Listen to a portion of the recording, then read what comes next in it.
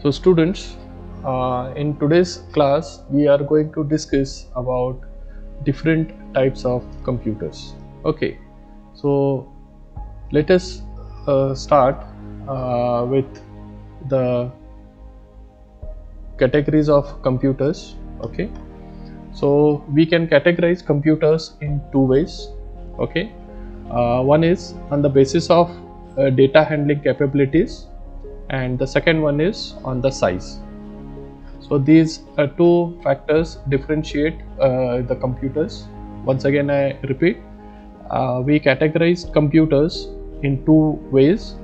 One is on the basis of data handling capabilities, and the second one is on the size. So on the basis of data handling capabilities, computers can be categorized into three types. Okay, these computers mainly focus on how to handle the data, how to process the data that is coming to it and produce the desired results. So that's what we categorize first into the computer based on data handling capabilities. So students, basically you find there are three types of computers. One is, the first one is your analog computer, second one is your digital computer, and the third one is your hybrid computer. So what is analog computer? What exactly analog computer is all about, and where all it is being used? That is what we are going to discuss, and later we'll see digital computer and hybrid computer. So when we talk about your analog computer, students, analog computers are designed to process analog data. Now we have this analog signals coming into picture. Okay, it's like this. You have these analog signals. Okay, and this is how the data is fed into a computer. Okay, we are going to process data which is in an analog form like this. This is the positive side and this is the negative side of the signal. Positive, and whatever comes out below this line we call it as a negative. This is the threshold line, 0. Okay, now analog data is continuous data that changes continuously and cannot have discrete values. Now what do you mean by that? Okay, let me talk about this line. Analog data is a continuous data. Now when you see this, I am drawing an analog signal which is in this particular form. Hope this you must have seen this. Whenever in a movie person meets with an accident, then the main focus that they show is on a screen where there is a signal which is moving up and down. Okay, so when we talk about analog data is a continuous data, you can see here it is changing over a period of time. See here, if I put a scale here, okay, if I put a scale here, you can see that the data is increasing gradually. The data is increasing gradually, reaching at its peak, and then again it is falling down. Okay, after certain period, you could see again the data or the signal is increasing, and it is continuous. I cannot have a single value available at a given point of time. I cannot tell exactly that at this particular time the value that I have received is 20, 30 or 40. No, I cannot tell that. Why? Because the signal is varying over a period of time. The signal is, whatever this signal we have, it's varying over a period of time what we have. Okay, and that's what we call it as changing continuously and cannot have discrete values. Now discrete value in the sense what? I have an exact value at a given point of time. Now like this, at a given point of time I can tell what exactly the value is here. It may be 20, it may be 30, it may be 40. What exactly the value is, I can tell this. this is your digital signal. This is your digital signal, and whereas this one what you have is your analog signal, where the data keeps on changing over a period of time, where in digital signals or in digital computers you find data which is either in the form of zeros and ones, and I can get an exact value at a given point of time. So we call this as a discrete value, so which is not possible when it comes to your analog computers. So we can say that analog computers are used where we don't need exact values. So when we know that we don't require exact values, even a continuous varying or changing values can be used for processing the information, we can go for analog computers. Okay, for example, to measure the speed of a car, you know, at a given point of time I cannot tell that my car is at a speed of 50, 60 or 80. It keeps on moving. As it keeps on moving, the speed of the car may vary. It may go up to 40, 45, again it may reach to 41, 42, 50, 51, 52 and so on. Similarly, if you see the temperature, even the temperature gradually increases. I cannot say that at a particular point of time the temperature is so and so. Okay, the pressure or the current, these are some of the parameters that we say which are not constant and keep on changing over a period of time, and that's what we call it as continuous data or data which is changing over a period of time. And analog computers can be used to process such kind of information. So students, analog computers directly accept the data from the measuring devices without first converting it to numbers and codes.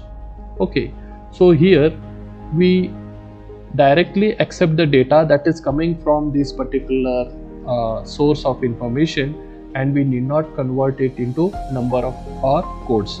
Why? Because it is accepting the data in a form of analog. Okay, this conversion into numbers or any other code is required when it comes to your digital computer or when it comes to your hybrid computers. Okay, so digital computers, it accept wide variety of information, so conversion of data is required, which is not possible in your analog computers. So analog computers measures the continuous change in the physical quantity and generally render the output as reading or on a scale or a dial or a scale. Okay, we measure it in a form of a scale where the values keep on changing over a period of time.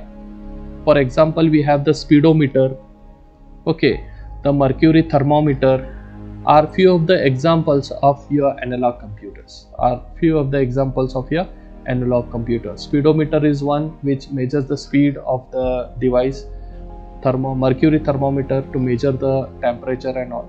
So these are few of the examples that you find when we use these analog computers. Okay, now so the advantage of using analog computers are it allows real-time operations and computations at the same time and continuous representation of all data within the range of analog machines. So students, it is capable of performing computations for all the continuous data that it will be receiving for all the range that it has been representing using this analog machine.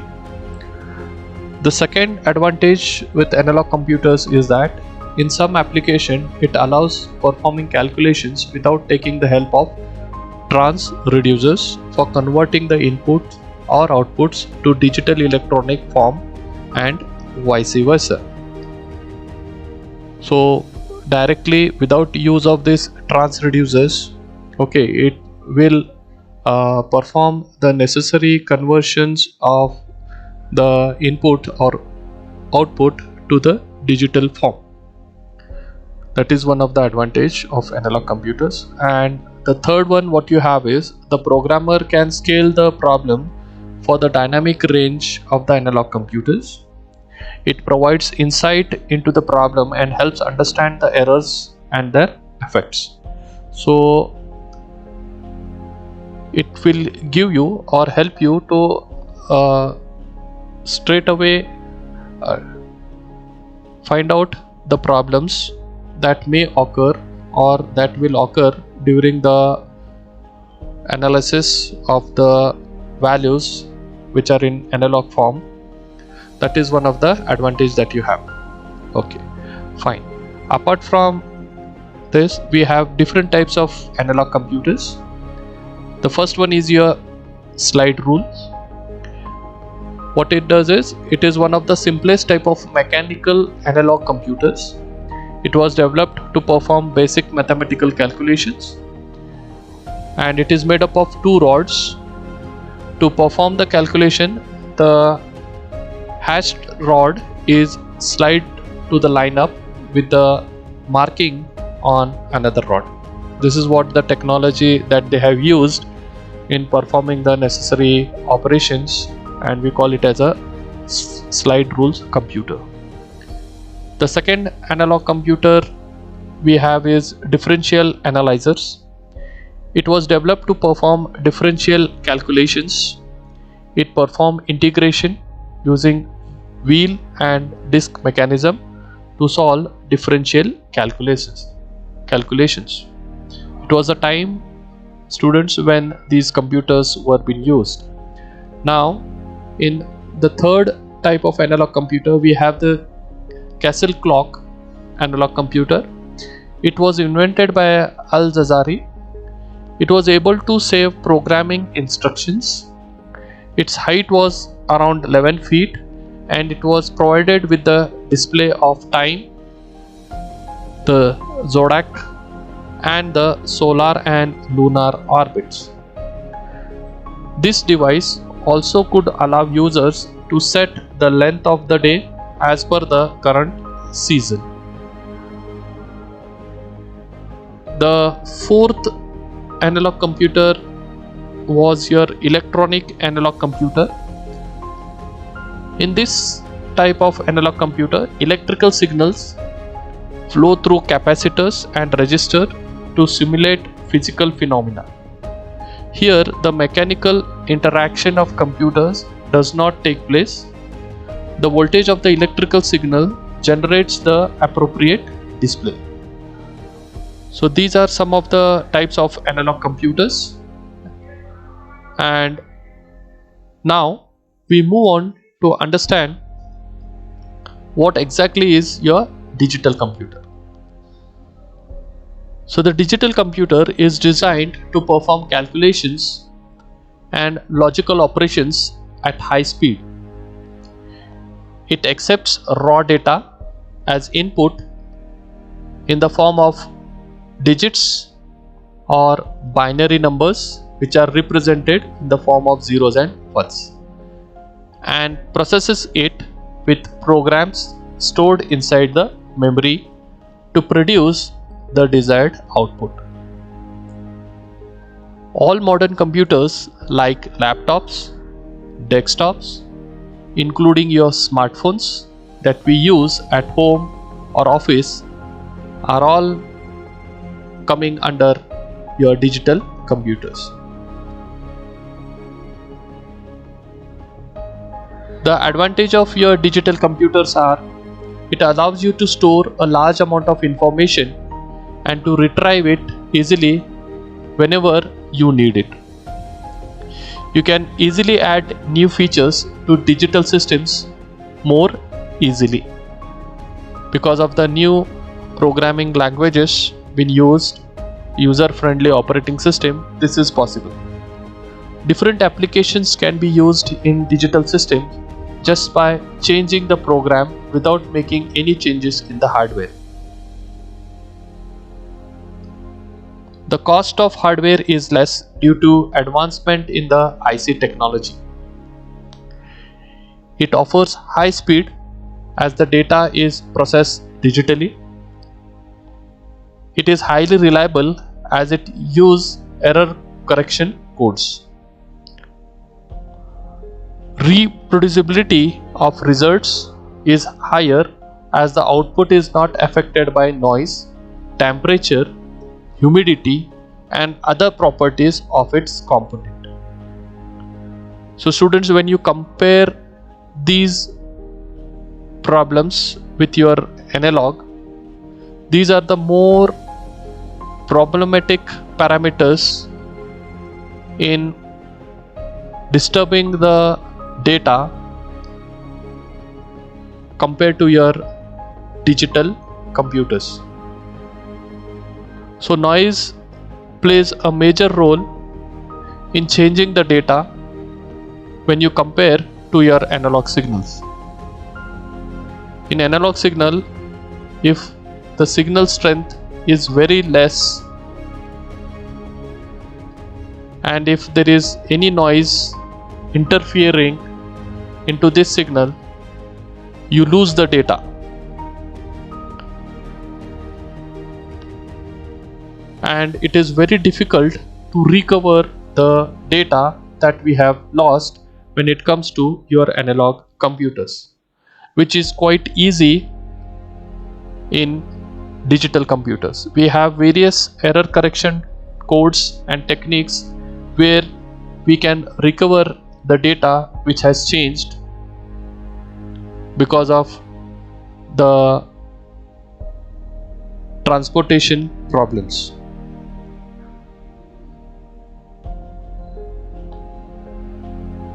So here, due to the advancement of technology and the new programming languages being used, the digital computers are the most widely used computer in today's world. The next computer that we are going to study is your hybrid computer. Hybrid computers has features of both analog and digital computers. Because of that, we call it as a hybrid computer. It is fast like an analog computer and has a memory and accuracy like a digital computer. It can process both continuous and discrete data. It accepts analog signals and convert them into a digital form before processing it. So it is widely used in specialized applications where both analog and digital data is processed. For example, a processor used in a petrol pump that converts the measurement of fuels flow into quantity and price. Similarly, you can find these hybrid computers used in airplanes, hospitals, and scientific applications. So this is about your hybrid computer. The advantages of using hybrid computers are: computing speed is very high due to all parallel configuration of analog subsystem. It produces precise and quick results that are more accurate and useful. It has the ability to solve and manage big equations in real time, and it helps in the online data processing. So students, this is all about today's class. In this class, we have discussed the types of computers based on data handling capabilities. In the initial part, we discussed about analog computers, where the processing of data which is in a continuous form takes place. This computer cannot have discrete values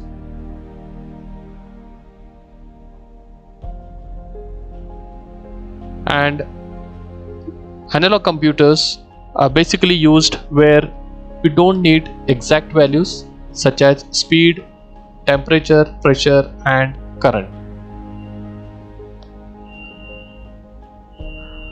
Analog computers, as we discussed, directly accept the data from the measuring devices without converting into numbers and codes. They measure the continuous change in physical quantity and generally render out as a reading on a dial or a scale.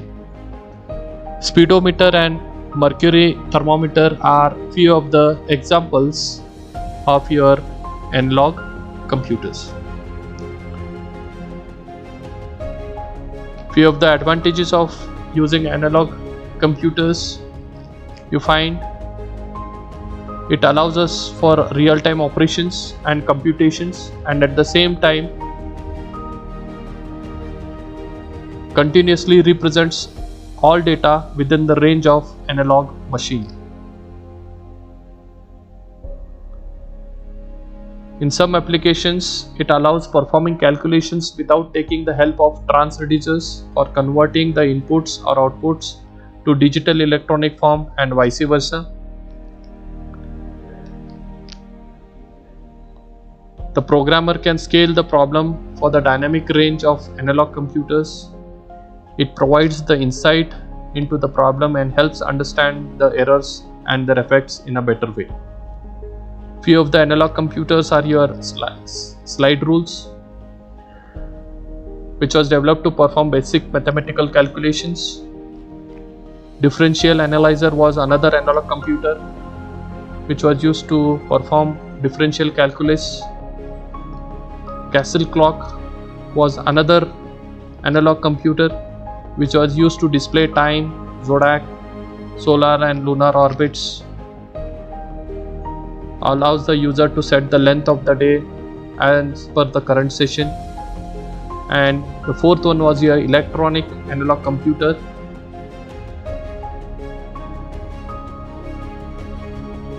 So these were few of the types of computers that were designed. Next, we discussed about your digital computer, which performed calculations and logical operations at high speed. It accepted raw data which is a form of zeros and ones, and processed it using the programs stored inside the memory to produce the desired output, which is understood by the human being in a better way. All the modern computers, students, like laptops, desktop, smartphones that we use today at your home and office are all called as digital computers. Few of the advantages of digital computers include large storage of information. Retrieval of the same information is quite easy and fast. Adding of new features is quite easy in digital system, and different applications can be used in digital systems without making any changes in the hardware. The cost of the hardware is less due to the advancement in the technology. Offers high speed of data processing. These systems are more reliable and error free, and few of the parameters like noise, temperature, humidity do not affect the performance of the computer. Moving on to the third computer, that is your hybrid computer. It is a combination of analog and digital computer. It is fast like an analog computer and has a memory and accuracy like digital computer. It can process both continuous as well as discrete data. It can accept analog signals and convert them into a digital form before processing it. The application where you can find these hybrid computers are on petrol pumps, hospitals, airplanes, and some of the scientific applications. The advantage of using hybrid computers are its computing speed is very high due to all parallel configuration of analog subsystem. It produces precise and quick results that are more accurate and useful. It has the ability to solve and manage big equations in real time. It helps in the online data processing. This is all about today's class. In the next class, we'll see the type of computers based on size. So kindly revise this, and in the next class we'll see the types of computers based on size. So thank you, students.